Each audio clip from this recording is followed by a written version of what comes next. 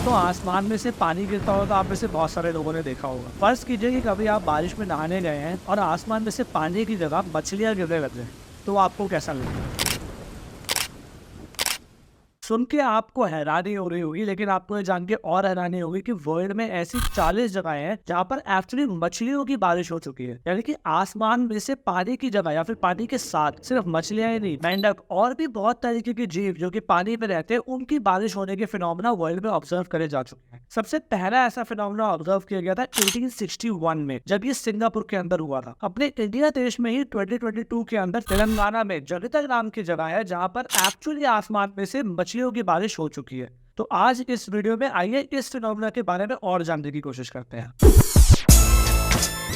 तो दोस्तों, जैसे कि मैंने बताया कि आसमान में से मछलियों की बारिश होना ये बहुत कॉमन तो नहीं, लेकिन फिर भी 40 जगहें ऐसी है जहां पर ऐसा हो चुका है। आपको जानकर और हैरानी होगी कि होंडुरस नाम की कंट्री में यूरो नाम की एक जगह है जहां पर हर साल मछलियों की बारिश होती है। आप अगर मई और जून के मौसम में 2 महीने के लिए वहां पर चले जाएं तो आपको ये फिनोमेना देखने को मिल जाएगा। साइंटिस्ट ने इसकी बहुत सारी एक्सप्लेनेशन दी है, जहाँ लोगों को लगता है कि ये भगवान का दिया गया गिफ्ट है उनको, क्योंकि वहां के लोगों को मछलियां बहुत पसंद है। वही साइंटिस्ट ने इसकी बहुत सारी एक्सप्लेनेशन दी है और उन एक्सप्लेनेशंस का भी एक लॉजिकल सेंस है। तो मैं आपको आज जो भी इसके अराउंड हाइपोथेसिस और स्टोरीज है वो सारी स्टोरीज बताऊंगा। सबसे पहले दोस्तों साइंटिफिक स्टोरी की बात कर लेते हैं। तो साइंटिस्ट ने इसको एक्सप्लेन करने के लिए बहुत ही सिंपल सी स्टोरी बताई है। साइंटिस्ट बोलते हैं कि जब टॉर्नेडो आता है पानी के अंदर, जिसको वाटर स्पाउट भी बोलते हैं, तो एक करंट जनरेट होता है। पानी गोल गोल कर ऊपर की तरफ जाता है, नीचे की तरफ में करंट मेंटेन रहता है और पानी ऊपर जाता रहता है। और ये टॉर्नेडो जो है ये 80-80 किलोमीटर ऊपर तक हाइट में हवा में चले जाता है। तो अगर इस टॉर्नेडो में कोई भी चीज फंस जाए, जैसे पेपर या कोई और चीज, तो वो 80-80 किलोमीटर ऊपर हवा में फ्लाइट करती हुई दिख सकती है।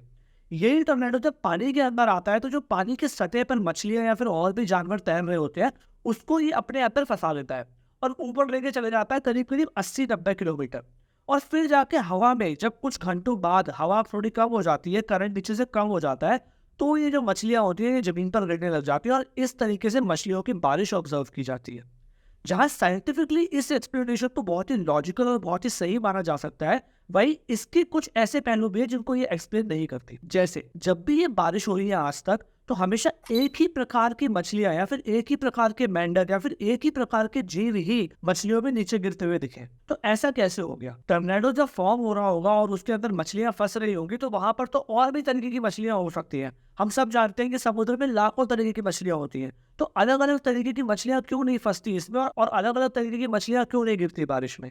इस चीज की कोई भी एक्सप्लेनेशन आज तक कोई भी साइंटिस्ट नहीं दे पाया है।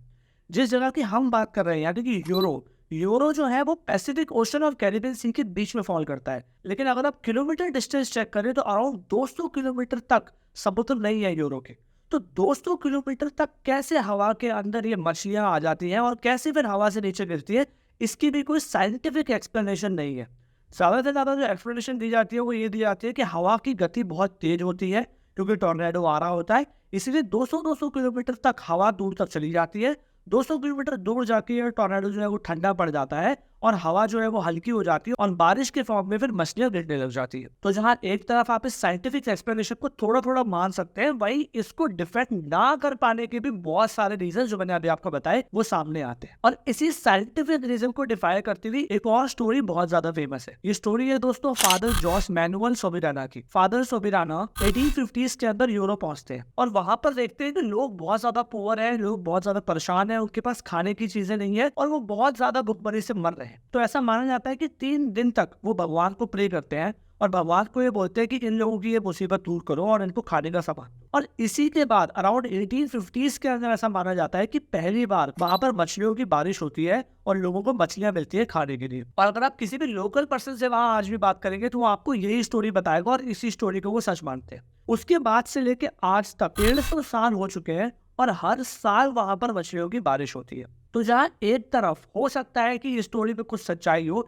वही दूसरी तरफ जो बाकी 39 प्लेसेस है जहां पर एक्चुअली मछलियों की बारिश हो चुकी है, वहां पर मछलियों की बारिश क्यों होती है, इसकी कोई एक्सप्लेनेशन इस स्टोरी से नहीं मिलती है। दूसरी चीज, आज तक जहां पर भी मछलियों की बारिश हुई है वहां पर कुछ डिस्टेंस की रेंज में समुद्र या फिर ऐसी बॉडीज जरूर पाई गई है, और हमेशा ऐसी बारिश से पहले हवाएं तेज चलती हुई जरूर पाई गई है, जिससे कि एक्चुअली जो टॉर्नेडो वाला लॉजिक साइंटिस्ट देते हैं उस एक्सप्लेनेशन को सच माना जा सकता है। इन दोनों एक्सप्लेनेशन के अलावा एक और तीसरी एक्सप्लेनेशन भी है दोस्तों। वो तीसरी एक्सप्लेनेशन ये है कि दोस्तों जब हवा तेज चलती है तो जो पानी होता है वो अपनी वाटर बॉडीज से बाहर बहने लग जाता है। जैसे मान लीजिए कोई समुद्र है तो पानी उससे बाहर बहने लग जाएगा और एक्चुअली पानी अंडरग्राउंड चले जाएगा होल्स के थ्रू, जिसमें हो सकता है कि बहुत सारी मछलियां भी फंस जाए और वो एक्चुअली अंडरग्राउंड चले जाए होल्स के थ्रू। फिर जब बारिश होनी शुरू होती है तो धीरे धीरे ये होल्स जो होते हैं वो अलग अलग एरियाज में ब्रेक हो जाते हैं, जैसे कि जमीन खुल जाती है और उसमें से ये मछलियां जो कि एक्चुअली पहले ट्रैप थी अंडरग्राउंड, वो सारी मछलियां बाहर आ जाती है